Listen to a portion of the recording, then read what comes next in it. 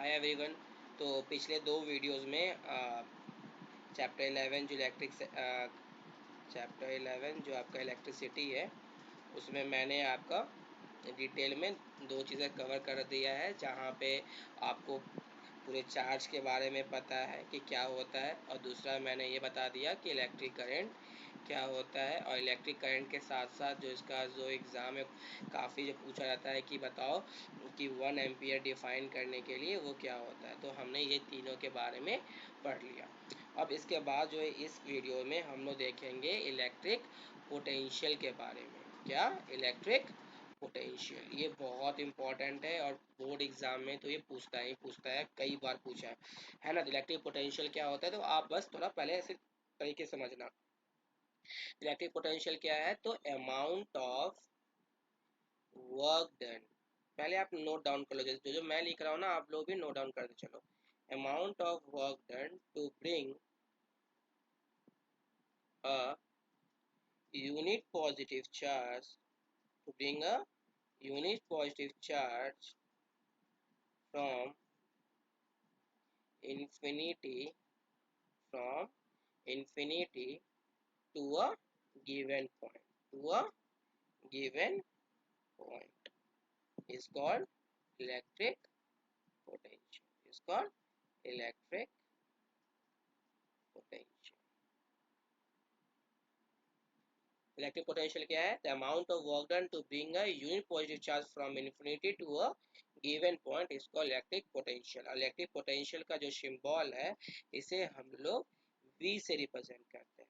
किसे रिप्रेजेंट करते हैं? V से। तो अब यहाँ पे हम लोग समझेंगे डिटेल में। पहला क्या है? Amount of work done.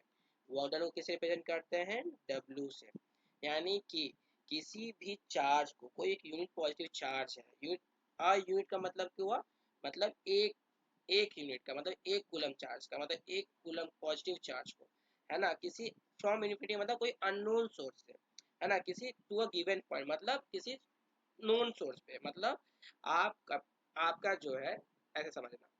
एक मिनट, आप ऐसे समझो कि जैसे कि कोई ये अननोन सोर्स है, ये क्या है? अननोन सोर्स है हमारा। तो एक अननोन सोर्स से हमको किसी चार्ज को किसी एक जगह पे लाने के लिए, मान लो ये मेरा क्या है? नोन सोर्स है। ये मेरा नोन सोर्स है, ये पॉइंट जो है मेरा वो नोन सोर्स है। तो एक यहाँ पे कोई एक कूलम का चार्ज है ना, unit positive charge. Unit positive का मतलब अ का मतलब एक, पॉजिटिव का मतलब पॉजिटिव, और चार्ज का मतलब कूलम। तो एक कूलम चार्ज को एक अननोन सोर्स से नोन सोर्स तक लाने में जितना आपको काम करना पड़ा, उसे हम लोग बोलते हैं electric potential. Amount of work done to bring a unit positive charge, है ना, आपको कितना काम करना पड़ा कि एक कूलम चार्ज को किसी अननोन सोर्स से नोन सोर्स तक लाने में जितना काम करना पड़ा, उसको हम लोग बोलते हैं इलेक्ट्रिक पोटेंशियल। तो आपने देखा कि इस डेफिनेशंस में कौन कौन सा टर्म यूज हुए। इलेक्ट्रिक पोटेंशियल का मतलब V हुआ, W हुआ, और चार्ज के लिए जहाँ पर हम लोग पिछले पढ़ रहे थे कि चार्ज को हम लोग किसे रिप्रेजेंट करते हैं, तो Q से रिप्रेजेंट करते हैं। इसका मतलब है, यहाँ पे लिखेंगे क्या? That is V equals to W upon Q। V equals to W upon Q। ये हमारा सेकेंड फॉर्मूला बना, है ना, कि V इक्वल्स टू क्या होता है? W upon Q। और वर्क डन का एसआई हमेशा क्या होता है? वो जूल होता है, क्योंकि एनर्जी होता है। Work done is nothing but energy. इसका एसआई क्या होता है? तो जूल होता है। तो फिर इसी को आप लोग क्या लिख सकते हैं? W equals to what? V into Q। ठीक है, ये भी आपका हो गया, है ना। तो ये आपका याद रखना है कि हाँ भाई, इलेक्ट्रिक पोटेंशियल क्या होता है। तो अब मगर इसी के साथ साथ पूछा जाता है क्या? इलेक्ट्रिक पोटेंशियल तो ये हुआ, मगर पोटेंशियल डिफरेंस क्या होता है? तो बस इसमें बस एक चीज याद रखिएगा, दोनों में से बस एक ही चीज का डिफरेंस है कि यहाँ पे आपने क्या बोला कि कितना काम करना पड़ेगा जब अननोन सोर्स से नोन सोर्स लाने में एक चार्ज को। मगर यहाँ पे क्या होता है? दोनों सोर्स आपका नोन होता है ना। मतलब कि यहाँ पे लिखेंगे, ऐसे समझिए,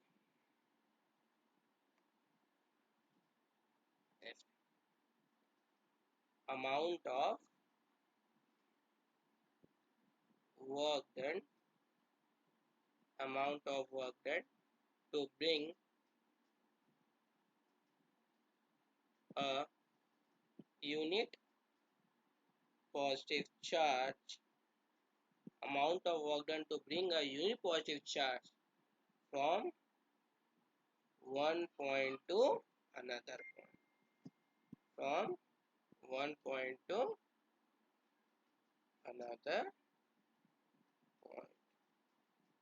Okay, the amount of work done to bring a unit positive charge from one point to another point is called potential difference. Is called potential difference.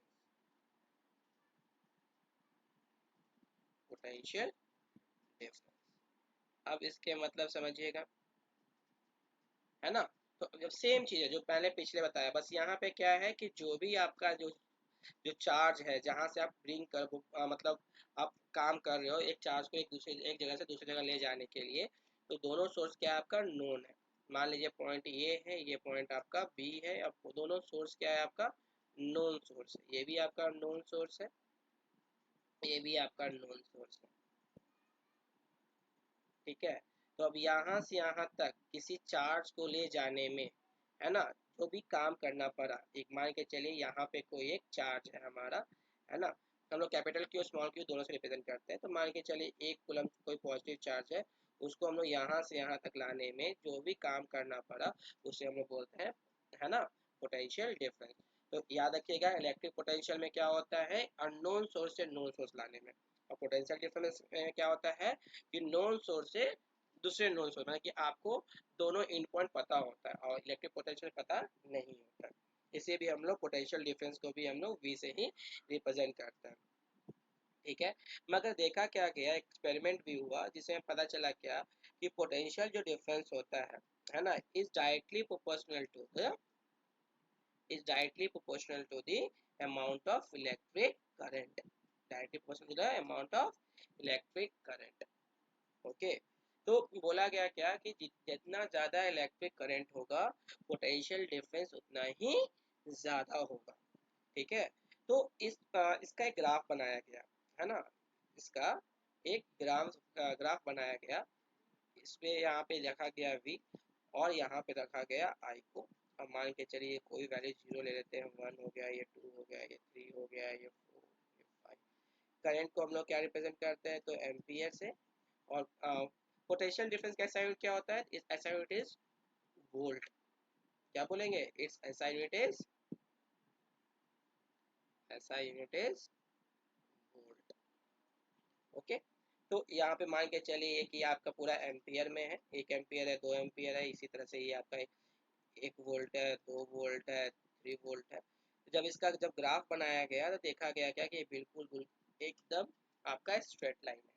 ठीक है, तो इस चीज को ये देखा गया कि इसका मतलब क्या हुआ कि जितना ज्यादा इलेक्ट्रिक करंट होगा उतना ही ज्यादा आपका क्या होगा, आपका पोटेंशियल डिफरेंस होगा, उतना ज्यादा आपका वोल्टेज होगा। तो मीन्स मतलब क्या हुआ कि potential difference is directly proportional to the amount of electric current. और फिजिक्स में जब भी प्रोपोर्शनल हटता है, जब भी प्रोपोर्शनल हटेगा तो हमेशा एक प्रोपोर्शनलिटी कांस्टेंट लगता है। तो हम लोग क्या करेंगे, अभी बताया कि जब भी प्रोपोर्शनल हटा के इक्वल टू लगाओगे तो आपको एक प्रोपोर्शनलिटी कांस्टेंट लगाया जाता है। इस प्रोपोर्शनलिटी कांस्टेंट को हम लोग क्या बोलते हैं, resistance. where r is the where r is the proportionality constant, where r is the proportionality constant known as resistance, known as resistance, known as resistance। तो ये जो एक्सपेरिमेंट है वो करने वाले जो साइंटिस्ट थे उनका नाम था ओम। तो उसी के बिहाफ पे ये जो पढ़ा इसे हम लोग कहते हैं ओम्स लॉ। क्या, तो ओम्स लॉ। ठीक है, तो एग्जाम में कई बार पूछता है कि डिफाइन ओम्स लॉ, है ना। तो यही चीज आपको एक्सपेरिमेंट बेसिस पे आपको समझा देना है ना, कि क्या है ये, कि जब भी, है ना, कि क्या बोला गया कि potential difference is directly proportional to the amount of electric current. Means जितना ज्यादा पोटेंशियल डिफरेंस होगा उतना ही ज्यादा आपका करंट होगा। मतलब जाहिर सी बात है, करंट बढ़ेगा तो वोल्टेज बढ़ेगा, है ना। और जब भी प्रोपोर्शनैलिटी कांस्टेंट हटता है, मतलब प्रोपोर्शनल का साइन हटाएंगे और इक्वल टू का साइन लगाएंगे, तो हमेशा हम लोग प्रोपोर्शनैलिटी कांस्टेंट लगाना पड़ता है, जिसको क्या कहते हैं हम लोग, ये तो इसका नाम हम लोग दे दिए रेजिस्टेंस, ठीक है। और इसी चीज को पूरे को हम लोग बोलते हैं ओम्स लॉ। जब एग्जाम में पूछा जाए ओम्स लॉ, तो इसी चीज को आप लोग को डिफाइन कर देना होगा। ओके, तो मिलते हैं हम लोग नेक्स्ट वीडियो में।